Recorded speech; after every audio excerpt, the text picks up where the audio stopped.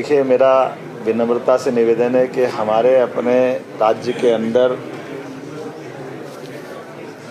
किसी भी प्रकार से किसी नागरिक के जीवन में कोई कष्ट आए, सरकार ऐसा कभी नहीं चाहेगी। लेकिन सुप्रीम कोर्ट, हाई कोर्ट और उनके माध्यम से यूनियन कार्बाइड के कचरे का निस्तारण करने के लिए जो जगह बताई गई है वो एक अपने आप में फैक्ट्री भी है, और जो हमेशा इस प्रकार के निष्पादन के लिए वो योग्य स्थान सुप्रीम कोर्ट के द्वारा बताया गया है। तो मैं आपसे अपील करना चाहूँगा कि जो कोई भी हमारे समाज के अंदर इसकी गलतफहमी फैलाता है उससे बचाने की ज़रूरत भी है। सरकार पूरी तरह से गंभीर होकर के वैज्ञानिकों के मार्गदर्शन में ही यूनियन कार्बाइड के कचरे का निष्पादन करेगी। किसी भी हालत में किसी व्यक्ति के जान पे कोई खतरा हो जाए, ऐसा हमारा कभी किसी प्रकार का कोई स्टेप नहीं हो सकता है।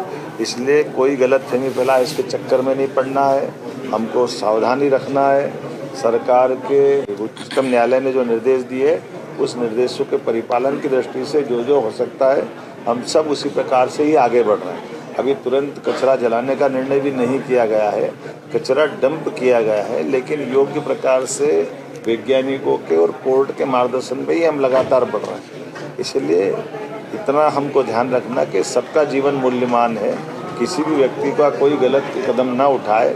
सरकार गंभीरता के साथ सबके जीवन की रक्षा करने के साथ साथ हम सभी प्रकार की व्यवस्थाओं का पालन करने में सबसे आगे खड़े हैं। मैं उम्मीद करता हूं कि मेरी बात आप सब समझेंगे, और इस तरह से कोई भी दल भी अगर कोई गलतफहमी, पूर्ति, अज्ञानता के आधार पर झूठी बात फैलाता, ऐसी बातों से भी मैं सबको बचने का आग्रह करूँगा।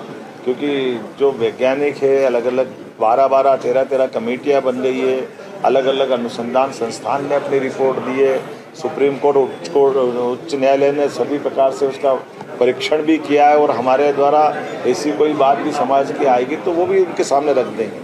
लेकिन केवल वोट की राजनीति के कारण से कोई झूठी बात फैलाता तो ये मैं उसके लिए क्या कह सकता हूँ, उसके लिए निंदा ही करूँगा कि उनको इससे बचना चाहिए।